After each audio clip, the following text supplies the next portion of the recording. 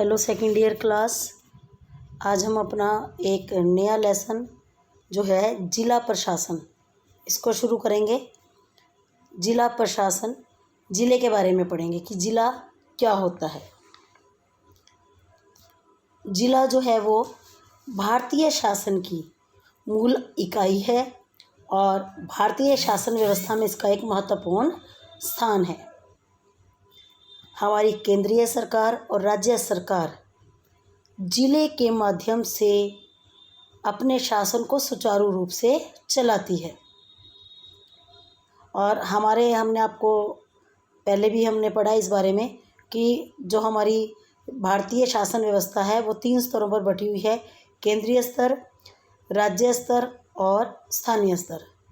लेकिन इन सभी के बीच में एक जिला प्रशासन ऐसी इकाई है जिसके माध्यम से केंद्रीय सरकार और राज्य सरकार का जो शासन, जो कार्यभार है वो थोड़ा कम करके ज़िले पर डाला जाता है और ज़िले के माध्यम से जो है काफ़ी हद तक शासन व्यवस्था को संभाला जाता है।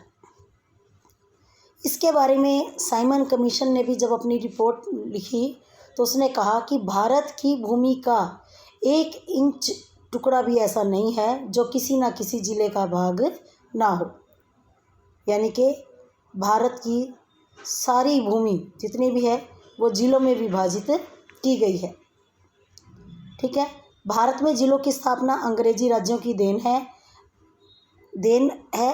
लेकिन इससे पहले भी प्राचीन भारत के बारे में इतिहास में अगर हम जानें तो हम देखेंगे इससे पहले भी जितने भी शासक थे, चाहे वो मुग़ल थे चाहे वो मौर्य थे, वो अपना शासन जो है ज़िले के माध्यम से चलाते थे।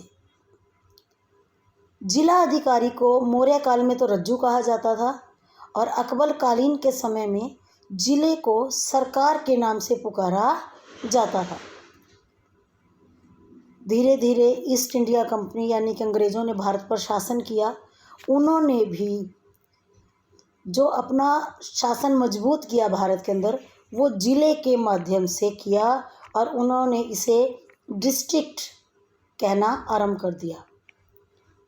और आए तो वो एक व्यापार के उद्देश्य थे, लेकिन उन्होंने इतनी अच्छी आर्थिक व्यवस्था जब भारत की देखी तो उनके अंदर एक लालच आ गया कि कैसे इस अच्छी आर्थिक व्यवस्था वाले देश के ज़रिए वो अपने आप को और मजबूत बना सकते हैं।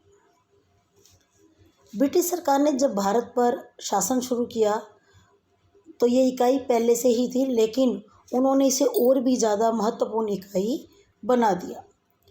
वारेन हेस्टिंग्स ने सन 1772 में राजस्व कानून और व्यवस्था को मिलाकर कलेक्टर के पद को और भी शक्तिशाली बना दिया।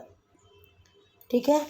और यानी कि उन्होंने अपनी समस्त जिला प्रशासन की समस्त जो स्थापना थी वो एक इस उद्देश्य से की कि वो अपने आप को और शक्तिशाली बनाना चाहते थे।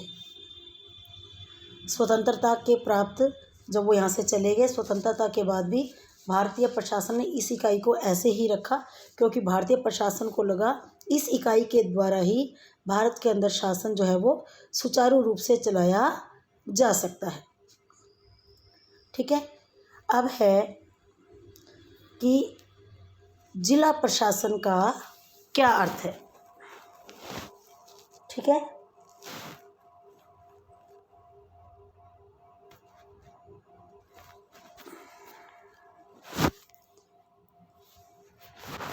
तो जिला प्रशासन का अर्थ जानने से पहले हम जिला शब्द का जो है अर्थ जानेंगे। जिला शब्द जो है वो उसकी उत्पत्ति लैटिन भाषा के शब्द डिस्ट्रिक्ट से हुई है, जिसका अर्थ है न्यायिक प्रशासन के उद्देश्य से बनाया गया क्षेत्र। और डॉक्टर KNV शास्त्री के अनुसार अंग्रेज़ों ने डिस्ट्रिक्ट शब्द फ्रांसीसी प्रीफेक्ट प्रणाली से लिया है और इसे ब्रिटिश भारतीय क्षेत्र प्रशासन के संगठन के साथ लागू किया है। यानी कि हम सीधी बात करते हैं कि जिला प्रशासन से अभिप्राय जो है एक ऐसा क्षेत्र जिसे कानून द्वारा ज़िले के नाम से पुकारा जाता है और सरकार के सभी कार्यों का बंदोबस्त इस इकाई के माध्यम से किया जाता है। हरियाणा में इसे जिले के नाम से ही जाना जाता है और इसके जो मुख्य अधिकारी हैं उसको जिलाधीश के नाम से जाना जाता है। अन्य राज्यों में अन्य अन्य नामों से इसको पुकारा जाता है। अब जो जिला प्रशासन है उसके बारे में पढ़ेंगे हम कि जिला प्रशासन की विशेषताएं कौन कौन सी है, कि जिला प्रशासन में ऐसी कौन सी विशेषता है कि जो इसको आज के समय में बहुत ही महत्वपूर्ण इकाई माना गया है। सबसे पहले है विकास का परिणाम। जो जिला प्रशासन है वो विकास का परिणाम है। कैसे? यानी कि इसमें विकास होता गया है। मैंने अभी आपको बताया कि जिला प्रशासन जो एक नई इकाई नहीं है, प्राचीन काल से लेकर, चाहे वो मौर्य काल था, चाहे वो मुगल काल था, चाहे भारतीय शासक थे, उसके बाद अंग्रेज आए, सभी ने इस इकाई को बहुत ही महत्वपूर्ण इकाई बनाकर जो है इसके माध्यम से अपना शासन चलाया। मनु के समय में जिला 1000 गांव को मिलाकर बनता था और जो राजा द्वारा नियुक्त किए गए अधिकारियों के अधीन होता था। उसके बाद मौर्य आए, उन्होंने भी अपना शासनकाल जो है इसके द्वारा चलाया। उन्होंने पहले समस्त शासन को प्रांतों में और प्रांतों को जिलों में विभाजित किया और उसके अधिकारी की जो नियुक्ति करते थे वो वहाँ के गवर्नर करते थे। यानी कि हर बार जब नया कोई काल आया, जब कोई नया राजा ने शासन किया, तो हर बार इसके अंदर, इस इकाई के अंदर कुछ ना कुछ विकास किया गया। इसलिए इसे कहा गया है कि ये इकाई जो है वो विकास का परिणाम है। उसके बाद है अगली विशेषता जो है वो है भारतीय शासन की मुख्य इकाई। जो जिला प्रशासन है वो भारतीय शासन की मुख्य इकाई है। मुख्य इकाई इसलिए है कि भारतीय सरकार या भारतीय प्रशासन अपना शासन, अपना कार्य इस इकाई के माध्यम से करती है। जितने भी बड़े बड़े कार्यालय और विभाग या मंत्रालय केंद्रीय विभाग में होते हैं, केंद्रीय सरकार में होते हैं या राज्य सरकार में होते हैं, वो मंत्रालय और वो विभाग अपने अपने एक एक छोटे छोटे विभाग या जो है कार्यालय जिला में स्थापित करती है और उनके अंदर उनके अधिकारियों को स्थापित करके उसके माध्यम से आसपास के इलाके को सारी सुविधाएं प्रदान करते हैं। अगली विशेषता है कार्यों का विभाजन। जिले को प्रशासनिक कुशलता व सुविधा की दृष्टि से जो है जिले को आगे कई इकाइयों में बांटा जाता है। ठीक है, जैसे उपमंडलों पे, पहले जिले को मंडलों में, मंडलों को तहसीलों में, तहसीलों को उपमंडलों में बांटा जाता है ताकि जिला प्रशासन जो है, क्योंकि एक छोटी इकाई नहीं है, ये बहुत बड़ी इकाई होती है और इसके माध्यम से प्रशासन को सुचारू रूप से चलाने के लिए आगे इसको कई भागों में बांटा जाता है। एक जिले में प्राय 3 या 4 उपमंडल होते हैं और बड़े जिले में इनकी संख्या अधिक भी हो सकती है। उपमंडल को आगे तहसीलों में, तहसीलों को जो है फिर मंडलों में और मंडलों को फिर राज्यों के अंदर। अगर ऊपर से देखा जाए, राज्य, मंडल, तहसील, उपमंडल और जिले।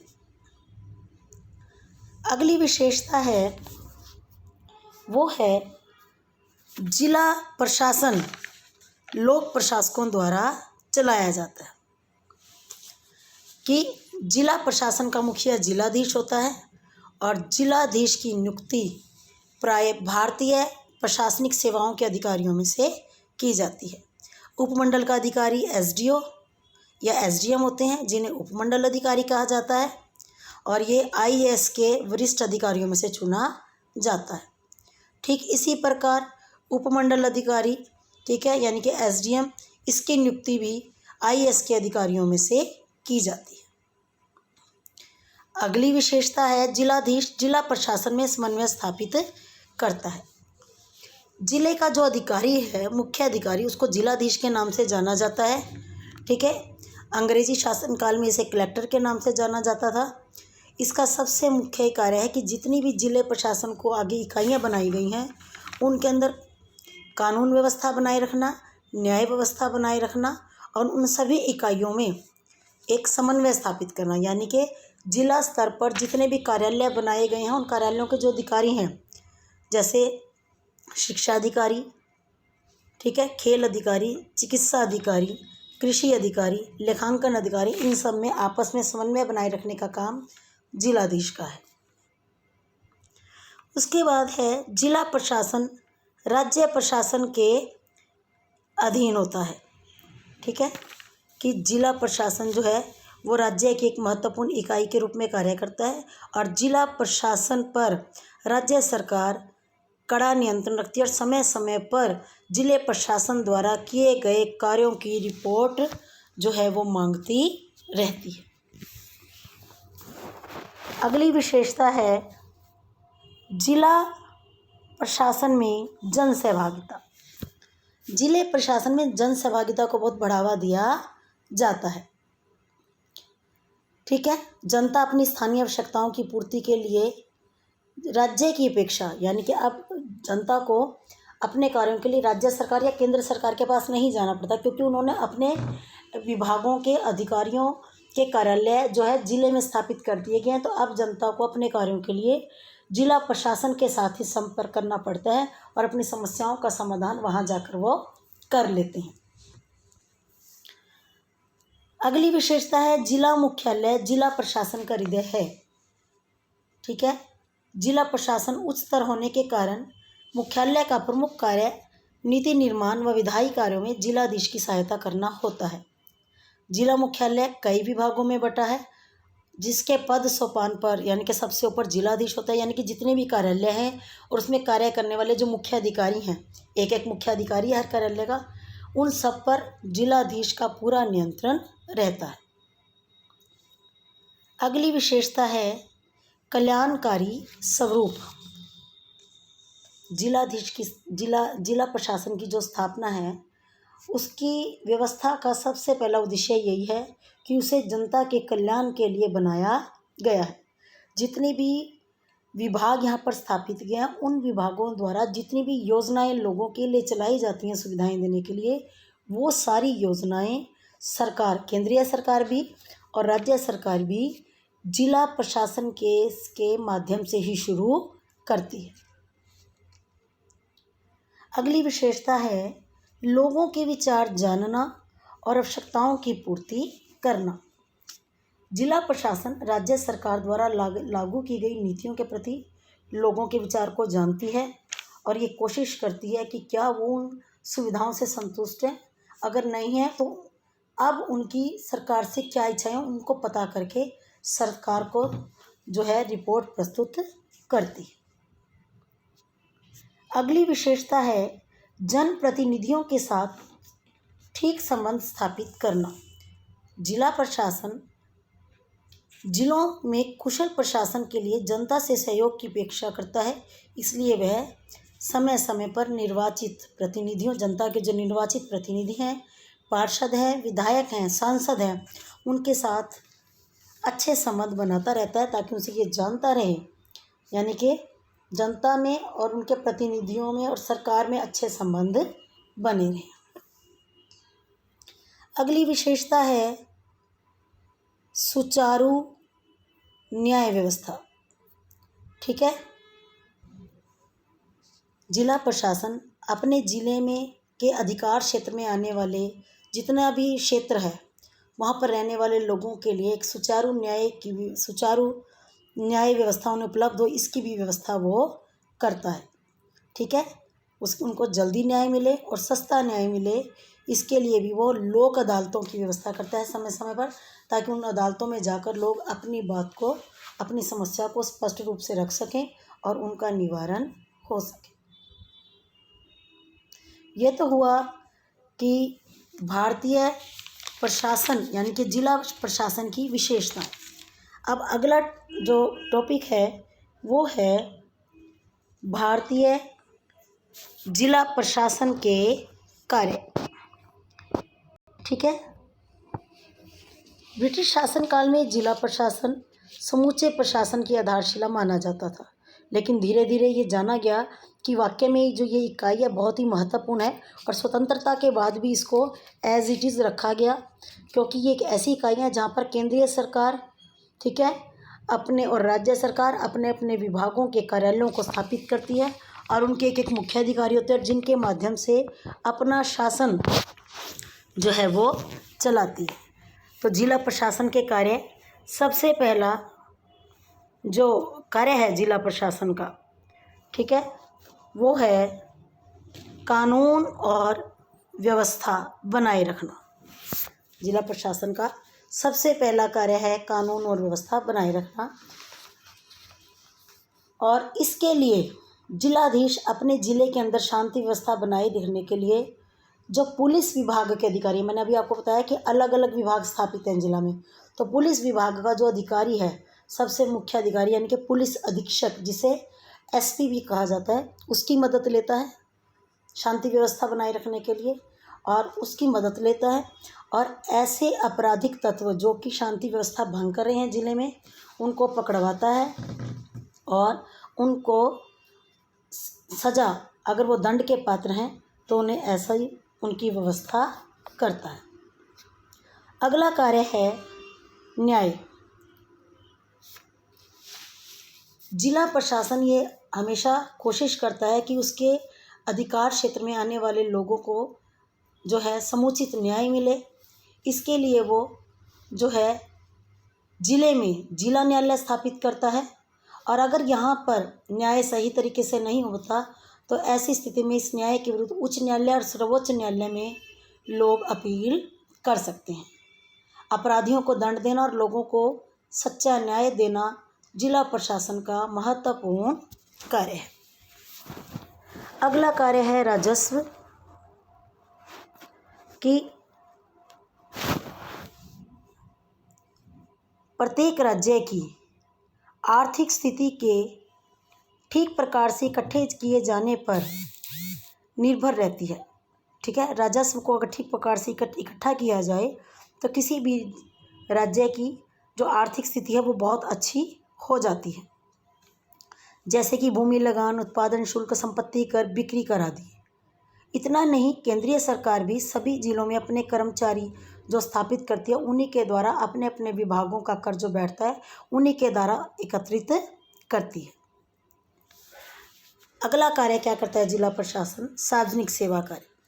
जिला प्रशासन जो है सार्वजनिक सेवा का कार्य करता है। कैसे?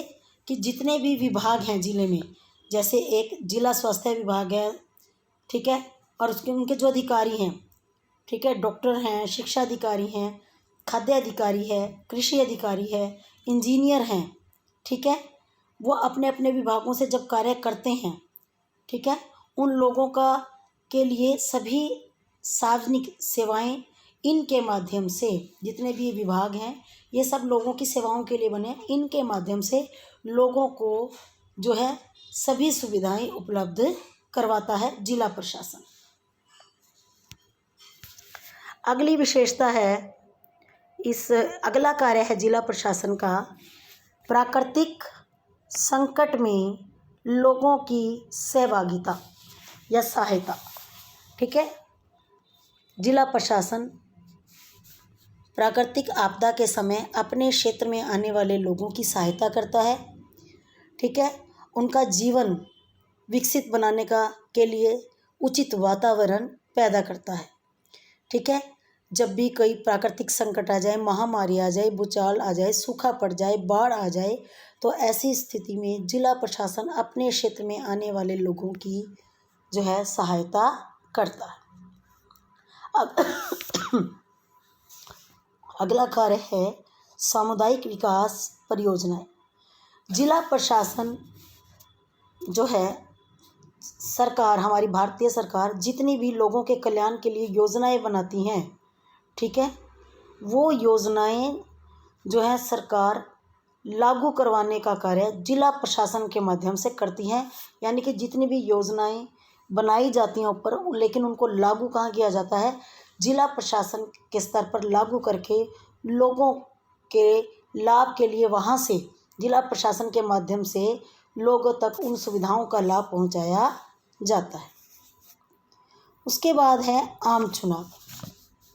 हमारे देश में कई तरह के चुनाव होते हैं, ठीक है, लोकसभा के, राज्यसभा के और स्थानीय स्तर के, ठीक है।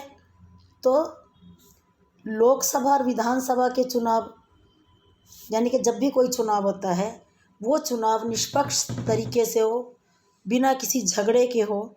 इसके लिए जो भी चुनाव व्यवस्था होती है, जब भी कोई चुनाव होते हैं, चाहे वो किसी भी स्तर के हों, जिला प्रशासन ये कोशिश करता है कि वो चुनाव निष्पक्ष तरीके से हो जाएं। इसके लिए वो मतदाताओं की सूची बनवाता है, ठीक है, तैयार करवाता है, और चुनाव सही तरीके से हों इसके लिए वो उचित प्रबंध करता है। अगला कार्य है स्थानीय सुशासन पर देखरेख। जिला प्रशासन जितनी भी जिले के अंदर स्थानीय इकाइयां कार्य करती हैं, चाहे वो शहरी हों चाहे वो ग्रामीण हों, जितनी भी नगर पालिकाएँ हैं, नगर निगम हैं, पंचायत समिति हैं, जिला परिषद है, ग्राम पंचायत हैं, इन सब के कार्यों पर देखरेख करता है। उसके बाद है अन्य कार्य। जिला प्रशासन इन सभी कार्यों के अलावा कुछ अन्य कार्य भी करता है, यानी कि अपने ज़िले में जितने भी कार्य हो रहे हैं, एक तो उन पर निगरानी रखता है, लोगों को अस्त्र शस्त्र रखने, लाने ले जाने, खरीदने और बेचने का लाइसेंस देता है, मंत्रियों तथा अन्य उच्च अधिकारियों की सुरक्षा की व्यवस्था करता है, कानून व्यवस्था बनाए रखता है। जनगणना का काम भी जिला प्रशासन के कर्मचारियों के द्वारा किया जाता है। इसके साथ ही जिला प्रशासन के 2 पॉइंट है जो वो आज इस वीडियो में कर रहे हैं। बाकी अगला लेसन अगले वीडियो में करेंगे बेटा।